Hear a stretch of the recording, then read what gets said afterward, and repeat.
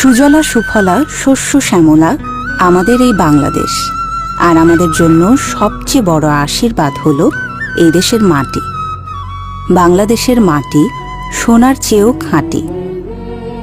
তাই তো কবি বলেছেন, ও ভাই খাঁটি সোনার চেয়ে খাঁটি আমার দেশের মাটি।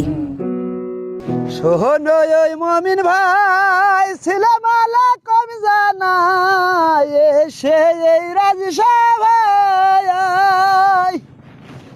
বিএডিসি ডাল ও তৈলবীজ বিভাগ ১৯৮০ সালে প্রতিষ্ঠিত হওয়ার পর থেকে অদ্যাবধি ভালো বীজে ভালো ফসল এই স্লোগানকে সামনে রেখে গুণগত মানসম্পন্ন উন্নত জাতের উচ্চ ফলনশীল ডাল ও তৈলবীজ উৎপাদন ও কৃষক পর্যায়ে সরবরাহ কার্যক্রম সম্পন্ন করে আসছে।